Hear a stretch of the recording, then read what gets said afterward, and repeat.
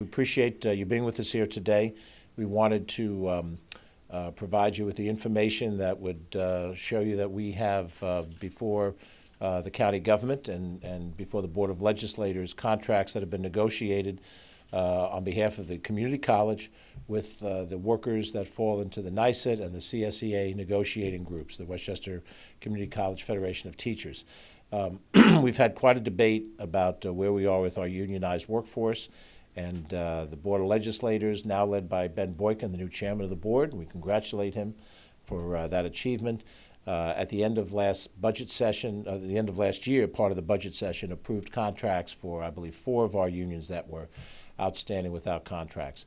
The negotiations that have led us to this at the community college were completed, but for whatever reason they hadn't been submitted to the Board of Legislators, and we have done that. And I would say that we've done that because we believe that the independence of the college is a very important principle.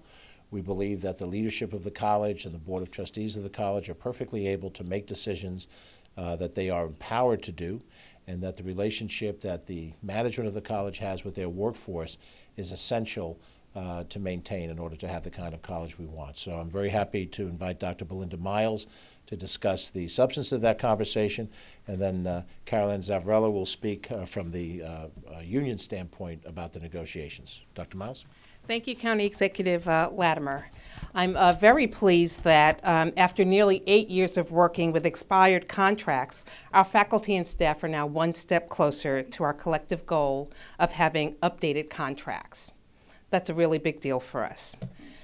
We especially applaud the negotiating teams that came to the table when I arrived 3 years ago for reaching an agreement. And we appreciate the action that takes these contracts to the next step in the process. At Westchester Community College, we serve more than 25,000 students each year, and it's the daily interactions with faculty and staff, those student-facing roles, that makes a difference in our students' success and in their lives, in classrooms, at counters, and on the building and grounds college-wide. We highly value every one of our employees, and it is their talent and their effort on a daily basis that helps students receive the quality education and the relevant job training that we offer at Westchester Community College. On behalf of our College Board of Trustees, everyone who shows up for work every day, and of course our wonderful, wonderful students, thank you. Thank you, Mr. Latimer, and thank you, Dr. Miles. The union itself is just thrilled that we were able to come to this resolve. It's been a long time, and as Dr. Miles says, the Board of Trustees and the college administration has always had a great deal of respect for us, and this contract coming to a close is just a great thing. And it's one thing that has been dragging on for over 7 years, and we actually go back to the table in September, so we were thrilled that this actually happened for us. So again, thank you, Mr. Latimer, thank you, Dr. Miles, and thank the Board of Legislators for taking this in and having it come to some resolve. Thanks. Next, I'd like to ask the new chair of the Board of Legislators, Ben Boykin, to talk about the process of what happens from here. As you're getting introduced to Ben, he is by profession a certified public accountant, and he has served as president of the White Plains School Board and president of the White Plains Common Council. So he is no stranger to legislative leadership now in his new role as chairman of the Board of Legislators. We have conveyed these contracts as we were required to do to the Board of Legislators for their review and their approval. Mr. Chairman. Yes. Thank you, County Executive Latimer, and to the Deputy County Executive, Ken Jenkins, Dr. Miles, and the labor leader. We are pleased that we will soon be getting this information, these contracts, down to the Board of Legislators, and as the legislative process, it will go into the various committees. They will go through it, vet it appropriately, then it will be taken out of committee upon approval, then sent to the full Board of Legislators for approval. We expect that process to move fast and to get this process completed. It has been nearly 8 years It is time to move forward in this new era, and we look forward to doing that in the very near future. So thank you. Thank you, Mr. Chairman. Yeah. Any questions from our friends in the press? My understanding is these are the same, unchanged from what the previous administration did not want to advance. That's my understanding as well. When I took office, we reached out to Dr. Miles. We asked her to convey what had been negotiated, so she sent us, as of the first of the year, these contracts. My understanding of the process was that it merely has to be sent by the executive branch to the legislative branch. There was no approval process. Obviously, if it had not been formally conveyed to the legislature, they could not take it up nor pass it. So as we looked at these contracts, we viewed them to be the process of a normal negotiating process between management and labor. And since in this particular case there was no executive branch role in reorganizing it, opening it up for any further conversation, we swiftly moved it to the Board of Legislators. So just to be clear, this contract was the same as under the old administration, it just had not been sent to the Board of Legislators? Yeah, my understanding of maybe Dr. Miles, because she's has been in this job longer than I've been in my job, the Community College Board of Trustees and the executive branch was required to have the negotiations, come to conclusion, and then convey that to the executive branch, to the county executive. And then the county executive was to convey it to the county legislature. Why that exists as a structure, I gather, is legally done. And my understanding is that it wasn't conveyed previously, you having sent it to the executive branch. Indeed, that's correct for the CSEA contract specifically. That had not been conveyed to the Board of Legislators, which is now the commitment to have that move forward. We only recently negotiated the contract with completed negotiations with the WCCFT, the Federation of Teachers, and so that one is now moving forward in its normal course. How many employees does this contract cover? There's 283. That's CSEA members? CSEA. And a similar number for faculty. So we're talking almost 600 employees impacted? Correct. Do you know why the contract was not sent to the Board of Legislators? I don't. What was the reasoning as to why? I know I don't. I don't know if anybody else does. You know, there could be any number of speculation, but I think you'd have to talk to members of the prior administration as to what their concerns might have been about it. But from our standpoint, we view this as, and this is part of a philosophy that I've had dating back to when I was chairman of the Board of Legislators 20 years ago, that the community college, because of the fact that it is county, but it's also state, managed and operated, ought to have a greater independence and legally has the independence structure on this particular issue, and that unless there was an overwhelming public policy need to interrupt that process, we ought not to. So that's why we speedily sent it down to the Board of Legislators. Whatever the prior philosophy was, I can't say. I don't know if you covered that in the prior, Was you there know. anything in the contract that you changed specifically in the 2 weeks that you've been in office? No, not at all. Not at all. We conveyed exactly what Dr. Miles sent to us. She sent a conveyance. We received it on January 3rd. We had a snowstorm on January 4th. And now back this week, we took a look at it. We realized it was in the proper form. We sent it to the board. Now the board, who also has the county attorney as their advisor, has gone, I believe, to the county attorney to prepare the enabling legislation that goes with the contracts. And so I assume at the time that that's done in proper form, then as the chairman said, it goes into committee and it comes out of committee and it goes to the floor. Why is this taking almost 8 years? Who wants to answer that question? When I arrived at the college 3 years ago, I made it a priority because the faculty and staff made it a priority to let me know during the interviewing process that this had been outstanding for quite a while. It was very clear that we were going to go to the table. So 2 separate teams did go to the negotiation tables, one for faculty, one for staff. Both groups made very careful deliberations. CSEA was able to come to an agreement with management sooner than the faculty. Our faculty had a variety of issues that we needed to negotiate at the table. And through due diligence, both groups were able to get to a resolution that we felt is fair and appropriate for the institution in the 21st century and moving forward, as well as for all of the individuals impacted. Can you tell us a couple of key points in the contract that of the sticking points that you feel like now, you're happy with? There are certainly terms of the work agreement on a day-to-day basis. As we think about both of the groups that are impacted by these contracts, you heard me reference 21st century workplaces. There is the need to have professional development opportunities. We talk about reinventing our institutions. They're having that conversation at the county government. How do we deal with the infusion of technology, new learning methodologies, new pedagogies? And we need to make sure that everyone who's involved in helping our students succeed and be able to qualify for the relevant opportunities of this century. And we're 18 years now into the new century. It's no longer the new century.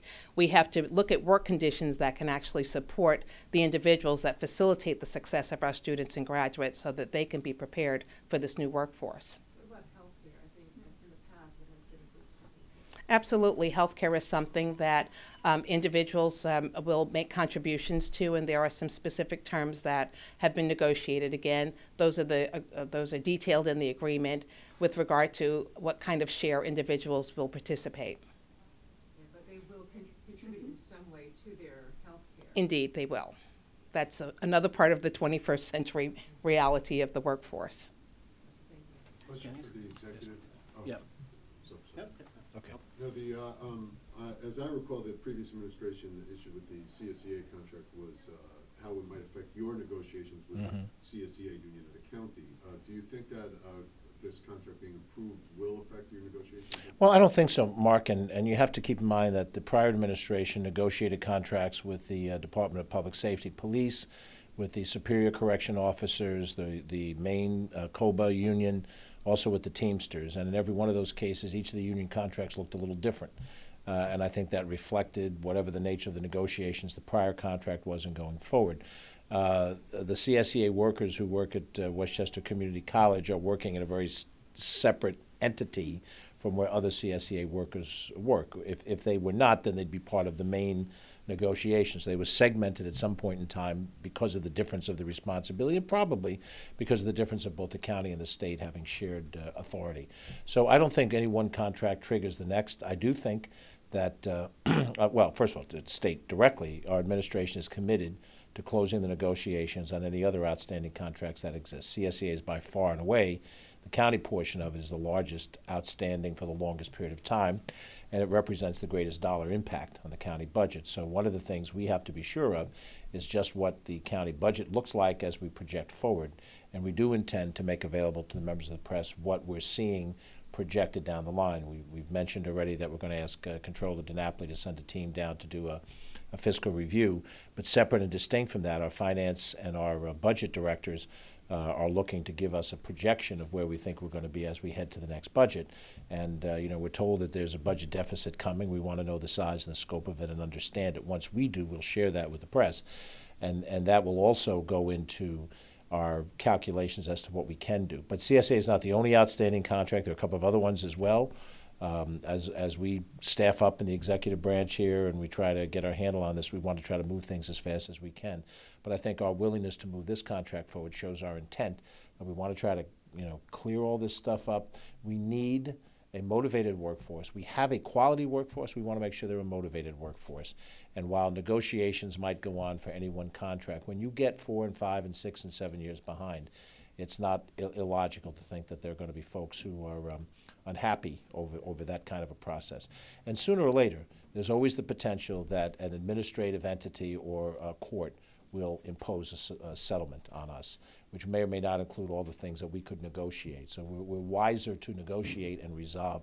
I compliment the college on doing that with both of your 2 bargaining units, and that's the task that remains for us. I should also point out, just for the sake of the law, I'm sure you know this, but to repeat it for common understanding, the Taylor law prohibits the legislative entity from involving itself in the negotiations on contracts. So every county legislator, the chairman of the board, unfortunately or fortunately, has no role in the negotiations. They await the executive branch coming to closure on those negotiations. So what the Board of Legislators can do, since both Ken and I have sat in the same seat that Ben is sitting now, they await our resolution. They await our resolution of these things, and hopefully we can do that. And also to be able to show the Board of Legislators that whatever we have proposed to settle can be funded.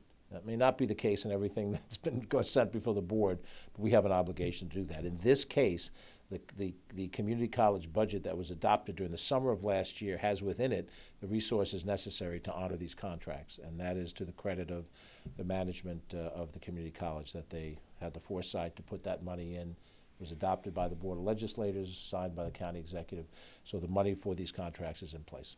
How much is it? I can get back to you with the specific amount. In fact, I assume there's no reason for us not to release the actual documents to That's the press. So if you want it, you'll have the actual figures to work from. So, our Deputy County Executive Ken Jenkins, if you want to add something to this. Thank you, Mr. Dixon. To answer part of your question, the state law separates the community college's budget and budget functions. So they have complete control of that. So they negotiated in good faith.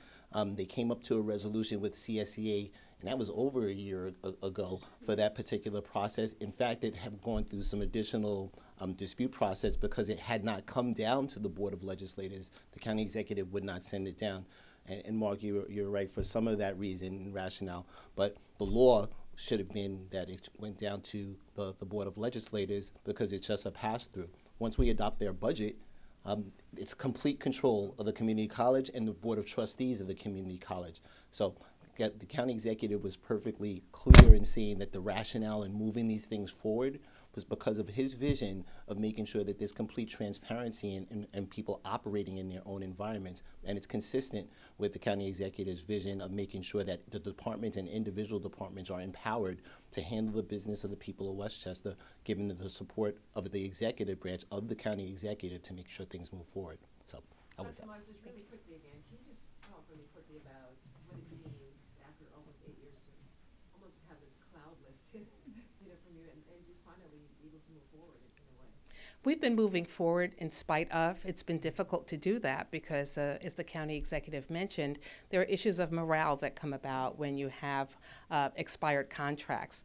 Yet folks have rallied around our college mission of teaching and learning. There's a commitment to helping our students and helping this county by preparing our graduates for the workforce and for opportunities to transfer to universities. And so folks have really been committed to their roles in making that happen. And we've had tremendous successes. We've been able to garner some new resources. We've begun the work of restructuring our institution to ensure more student success, to increase student retention, increase our graduation rates, and we're really excited about where we are and where we're heading. This is another step in the direction to strengthen our resolve and the way we work together moving forward. Mr. Boykin, really quickly, you said, this now has to go to various committees, subcommittees, and before it comes to, the full committee.